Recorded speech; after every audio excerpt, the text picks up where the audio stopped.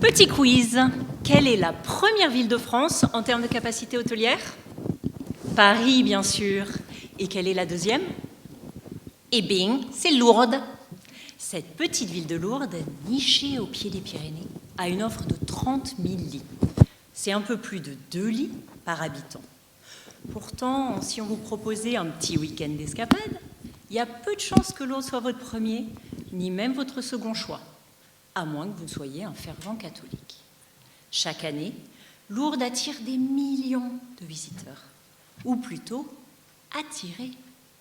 Les hôteliers se retrouvent face à une baisse constante de la fréquentation.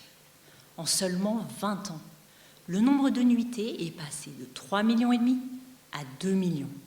Et le nombre d'hôtels a été divisé par 2. Sacré déclin.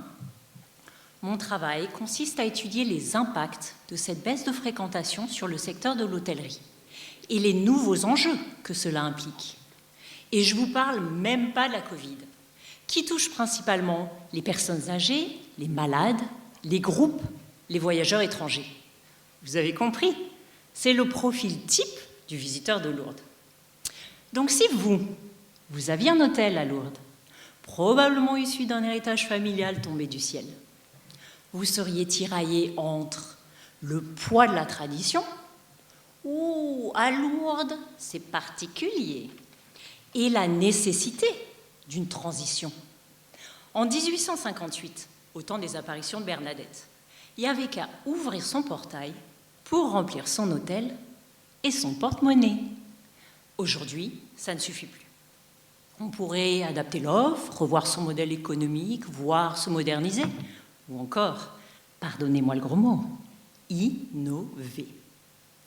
Alors, pour répondre à cette problématique, j'ai pris mon bâton de pèlerin et je suis allée voir les 137 hôtels de Lourdes. J'interviewe les propriétaires, je les questionne, je passe un moment avec eux au sein de leur hôtel. Et si c'est un 5 étoiles, je vais même jusqu'à y dormir pour mieux me rendre compte. J'observe, je quantifie, je qualifie. Dans ma thèse, je vais confronter les connaissances intimes que les professionnels du tourisme ont de leur terrain et mettre à l'épreuve les solutions proposées par d'autres institutions pour pouvoir préconiser de nouvelles pistes. Parce que l'objectif principal, c'est bien de redynamiser le tourisme et donc pérenniser l'économie de tout le territoire. C'est dans ce cadre-là que les résultats peuvent intéresser d'autres zones touristiques en perte de vitesse. En bref, je vais démontrer qu'on n'a pas besoin d'un miracle pour redonner de l'attractivité à une destination en déclin. Merci. Merci beaucoup, Nathalie.